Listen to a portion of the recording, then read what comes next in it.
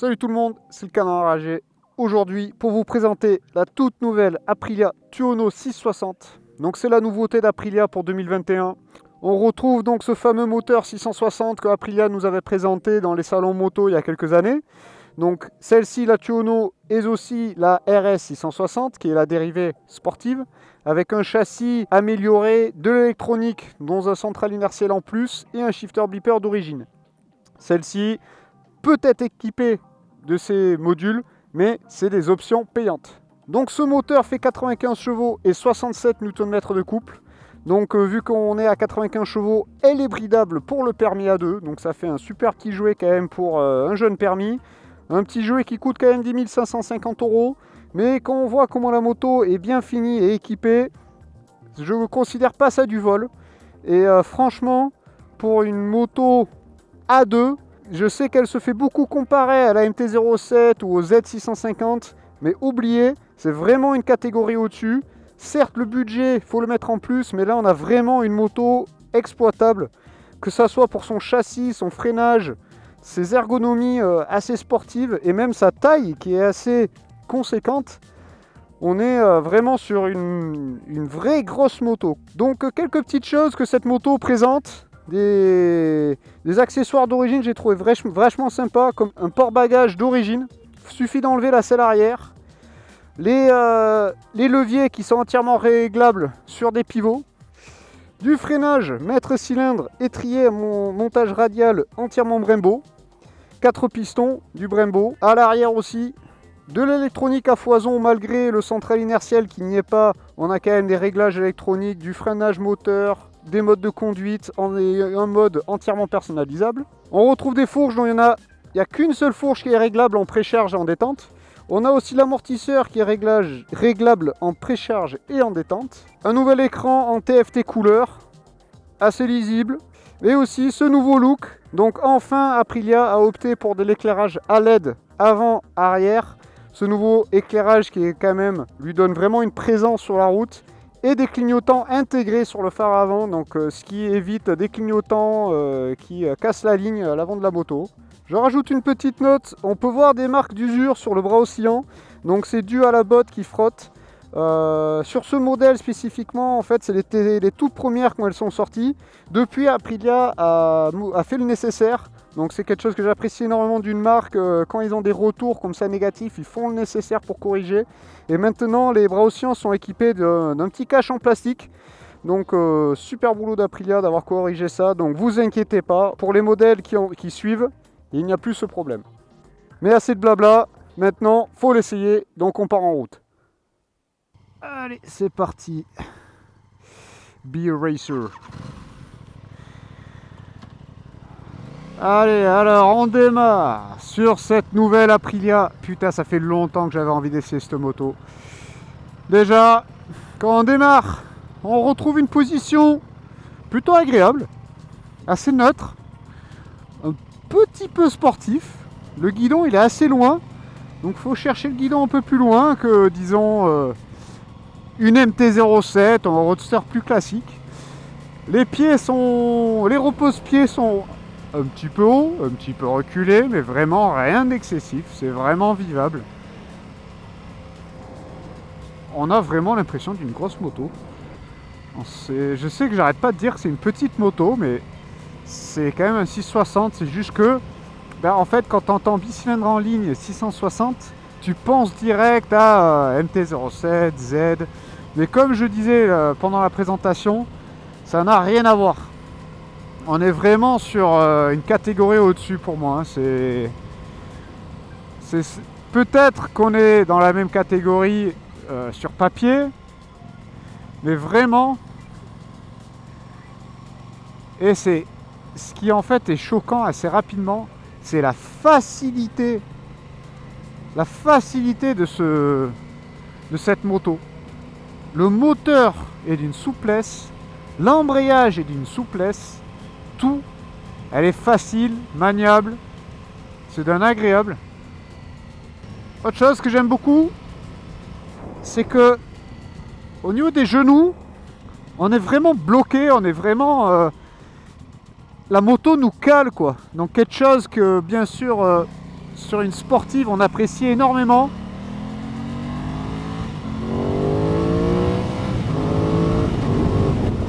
Ah, la souplesse de ce moteur, c'est d'un agréable. L'embrayage douce, la boîte. Ouais, la boîte elle est bien, elle est pareil, facile, souple, un petit cran mécanique vraiment pour valider le passage de la vitesse, chose que j'aime beaucoup. Donc le moteur, cette moto elle est équipée des Corsa, des Pirelli Corsa 2. Oh putain, on commence à accélérer. C'est le bruit est phénoménal. Le bruit fait vraiment... on a un grognement de cette induction, on l'entend.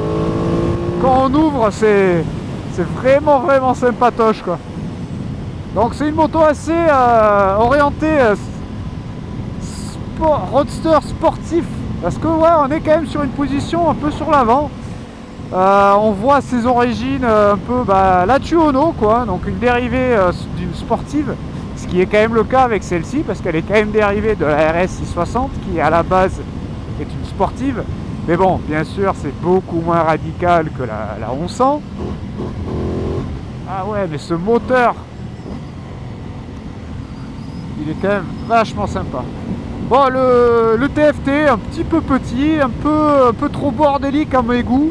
Hein, on affiche pas mal d'informations sur un tout petit écran, mais rien de trop choquant. On s'y habitue. Le freinage un bon petit mordant, sympa, progressif. Aussi, ce qui est quand même étonnant. Ah, qu'est-ce que tu fais, putain?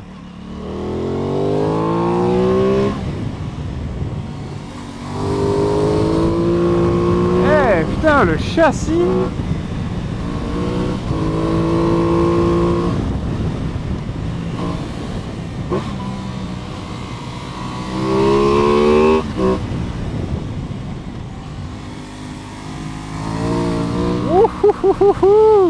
Ça bouge un petit peu. Ça glissouille. Mais bon, ça, je pense que c'était la route.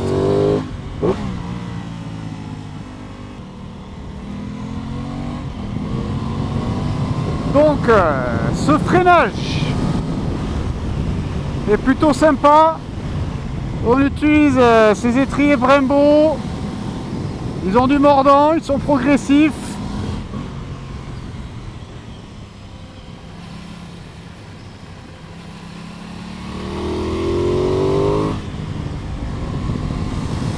Le moteur est vraiment étonnant. Donc. NANI?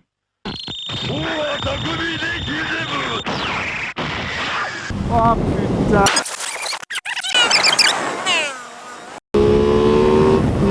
Oh putain, la GoPro anéantie.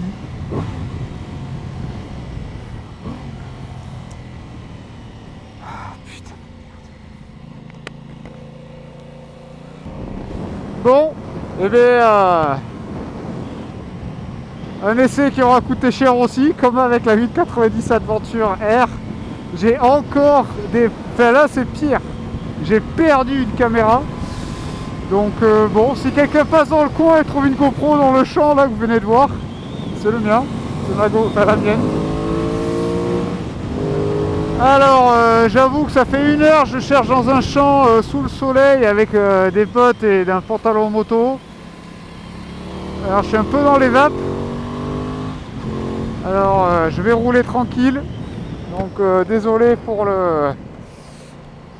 l'aspect vidéo, ça va être un peu moins dynamique. Mais bon, je vais quand même finir l'essai parce que j'ai quand même des choses très positives à dire sur cette moto. Aprilia, ils ont vraiment fait un super taf avec cette bécane parce que Aprilia, ils n'avaient pas vraiment de moyenne cylindrée. Je sais qu'ils avaient avec la Shiver et la Dorsuro Duro, mais ces motos pour moi ont toujours été un peu disons que ça, pour moi ça n'a jamais été vraiment des très bonnes motos et ça se voit par les chiffres. C'était les motos lourdes, les moteurs assez linéaires et pas trop expressives. Est-ce que Aprilia ils ont réussi à faire avec un bicylindre en ligne? C'est vraiment étonnant quoi.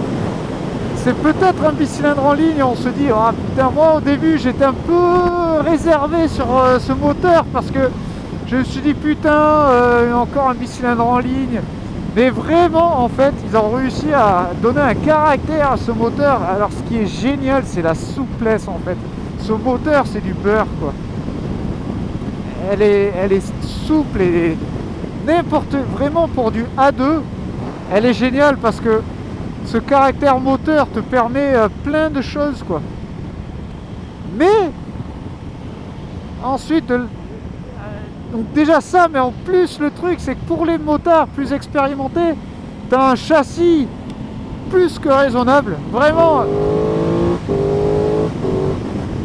un châssis qui est vraiment suffisant pour la majorité des motards, même ceux qui ont plus d'expérience. C'est un super caractère.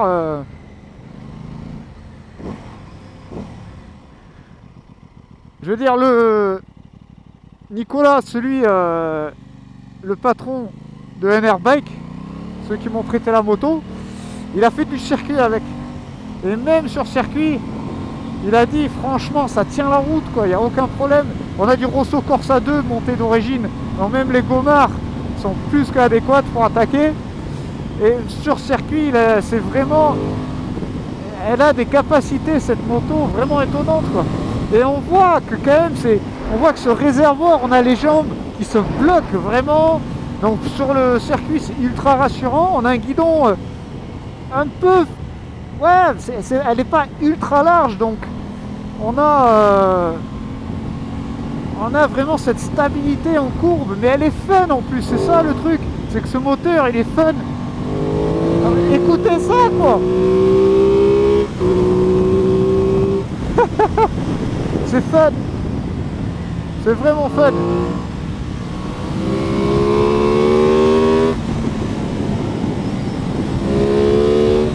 Je veux dire, pour la route, t'as vraiment pas besoin de beaucoup plus. Même la garde au sol, franchement, t'as pas besoin de beaucoup plus pour la garde au sol même.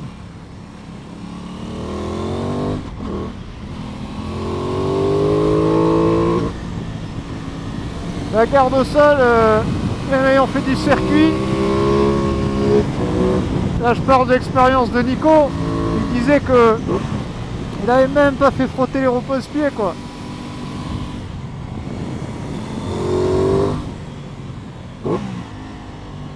Donc, et ensuite, hop, tu changes ton mode aussi facilement que ça, paf, t'as le bouton.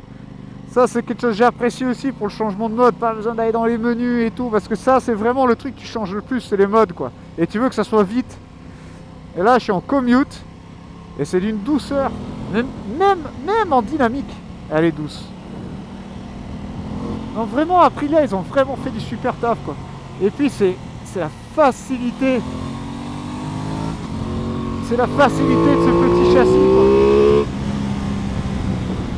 Ouais, le moteur il pourrait être plus explosif, mais le problème c'est que, voilà, en fait, voilà le champ, hein, si vous voyez une GoPro, vous me le dites. Putain, non, moi je suis vraiment les boules. 1 heure que je suis là-dedans sous le soleil en train de crever quoi. Et même va falloir que je rends la moto parce que... Et cette agilité, 183 kg 183 kg tout plein fait, c'est vraiment un régal quoi. On a assez de peps pour doubler facilement. Et ça pour moi c'est la moto. T'achètes ça, tu la brides en A2. Ah putain, oh, forcément. Tu la brides en A2. Et quand tu la débrides, franchement, tu as largement suffisant pour t'amuser aussi et à suivre des plus grosses motos quoi. 95 chevaux. Effectivement, sur papier, aujourd'hui, c'est pas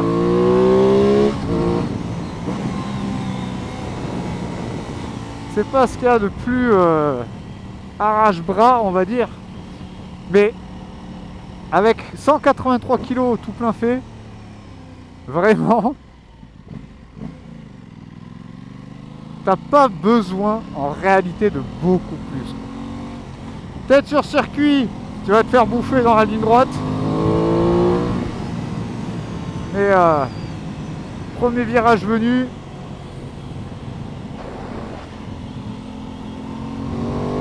du coup je suis hyper content qu'Aprilia ils ont finalisé ce projet de ce moteur 660.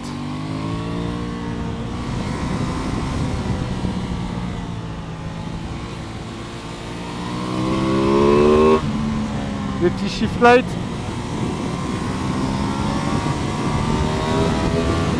Le traction control marche bien, on l'a senti un petit peu.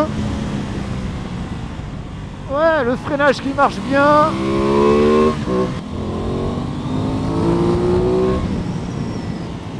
Voilà, le gros point fort de cette moto, ça reste le châssis, quoi. Bon, effectivement, ah oui, voilà, je me rappelle ce que je disais. En fait, le truc qui est bizarre avec cette moto, c'est que sur papier, on va la comparer à une MT-07 ou une Z650 ou cette catégorie-là. Mais une fois qu'on la pilote, je sais pas pourquoi, mais on la compare à la catégorie au-dessus, les Z900, les MT-09, parce qu'elle a vraiment cette sensation d'être sur une grosse moto. Elle fait pas petite moto à deux, en fait. Après là, effectivement, on manque un petit peu de coffre, un petit peu de couple. On est à 69 Nm, à 67 Nm. Donc, il y a du couple. Hein. Ça tire dès les bas régimes. Mais c'est sûr que bon, quand on compare à les plus grosses cylindrées, on manque ce petit coup de pied au cul quoi, qu'on a avec des plus grosses motos.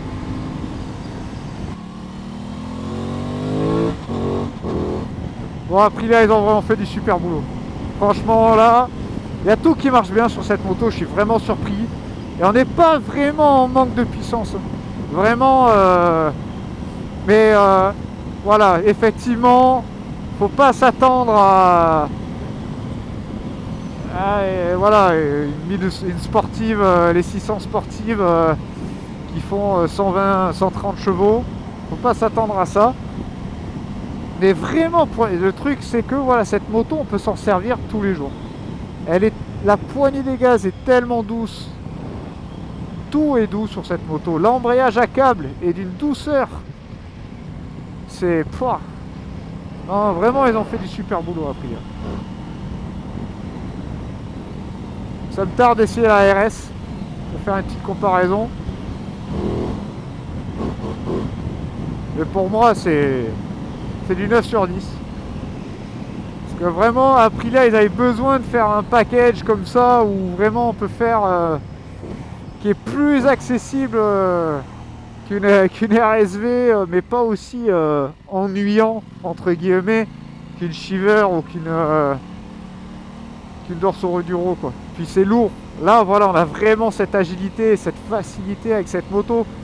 Cette moto, même en ville, elle est facile. Donc bravo Aprilia, ils ont vraiment fait du super boulot. Un gros merci à Enerbike.